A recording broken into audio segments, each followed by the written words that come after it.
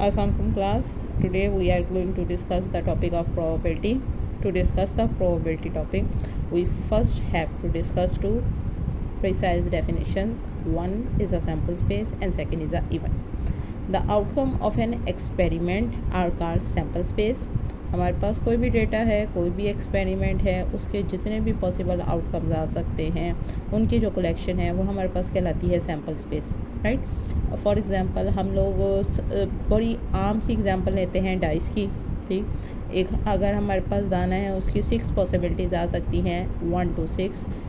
उनका जो सेट बनाएंगे हम लोग, वो सेट हमारे पास कहलाएगा सैम्पल स्पेस, सही. सेकेंड चीज़ आ जाती है इवेंट. सैम्पल स्पेस जो है वो जितनी पॉसिबिलिटी आ सकती है उसको कहते हैं. उसमें से हमारा आंसर क्या है, अगर हम दाना फेंक रहे हैं तो हमारा क्या आंसर आया है, that particular answer is basically a event, सही. इवेंट जो होता है वो सैम्पल स्पेस का ही सबसेट होता है और ये वो आंसर होता है जो हैपेंड आंसर है, सही. फॉर एग्ज़ाम्पल अगर मैं कॉइन को उछाल रही हूँ, सैम्पल स्पेस उसकी 2 है, हेड और टेल, सही.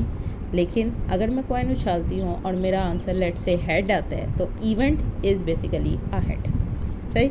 सो इवेंट और सैम्पल स्पेस आपस में ये रिलेशन रखते हैं, सही. नेक्स्ट चीज़ आ जाती है हमारे पास प्रोबेबिलिटी.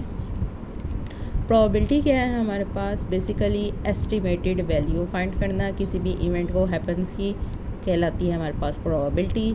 चांसेस क्या हैं हमारा रिक्वायर्ड आंसर आने के या कोई भी रिक्वायर्ड आंसर आने के, that is called probability.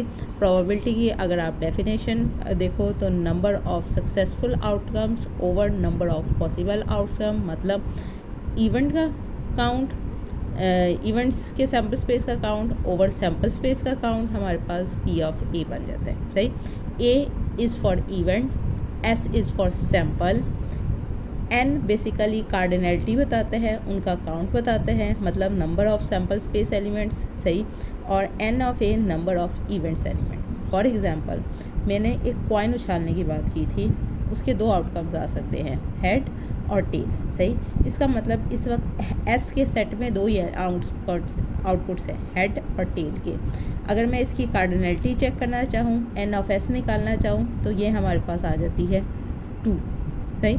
Now event क्या आता है, मैं ये सपोज कर रही हूँ कि मैंने जब कॉइन उछाला तो हेड आया है, तो इवेंट क्या हो गया, outcome contain head which is equal to H. अब इसमें कितनी तादाद है, 1 की, so N of A is equal to 1, सही. अब हमारे पास N ऑफ S भी आ गया, N ऑफ A भी आ गया. अगर मैंने प्रोबेबिलिटी निकालनी है वो है N of A over N of S which is basically equal to 1/2 या 0.5. क्योंकि कॉइन में 2 ही पॉसिबिलिटी आती है तो 50-50% चांस होता है हेड आने का और टेल आने का, सही हो गया. अच्छा जी, प्रोबेबिलिटी के बारे में एक और बात, प्रोबेबिलिटी का मिनिमम आंसर जो होता है वो 0 होता है और मैक्सिमम आंसर 1 आ रहा है, सही. 1 आने का मतलब है कि आपका आंसर या आपको जो भी रिक्वायर्ड आंसर है उसके आने के चांसेस बहुत ज़्यादा है, बल्कि कंफर्म है. और 0 आने का मतलब होता है कि आपका कोई चांस नहीं है, सही. So probability is basically equal to N of A over N of S, event over sample space. इसी से रिलेटेड हम लोगों के पास एक एग्जांपल है डाइस की, सही. मैंने एक डाइस फेंके हैं. डाइस फेंकने का मतलब है कि मेरे पास जो आउटपुट हैं वो 1 से लेकर 6 तक वेरी करने वाले हैं. अगर मैं इनका N ऑफ S देखना चाहती हूँ तो 6 आ जाएगा, सही.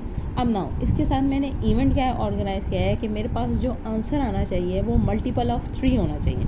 जो आंसर आना चाहिए इवेंट का वो मल्टीपल ऑफ 3 होना चाहिए, मतलब 3 का टेबल के एलिमेंट्स जो कि यहाँ से बिलोंग करें, सही. अब 3 के कौन कौन सी पॉसिबिलिटी है, 3 और 6, एक 3 एक 6, इसका मतलब N ऑफ A जो है हमारे पास 2 हो गया. अब प्रोबेबिलिटी आ गई इवेंट ओवर सैम्पल स्पेस की कार्डिनलिटी. इवेंट में क्योंकि डाइस की बात कर रहे थे 6 है, सैम्पल स्पेस में 6 है और इवेंट में हमारे पास 2 पॉसिबिलिटीज़ आई हैं, सो 2/6 विच इज़ इक्वल टू 1/3, ठीक हो गया.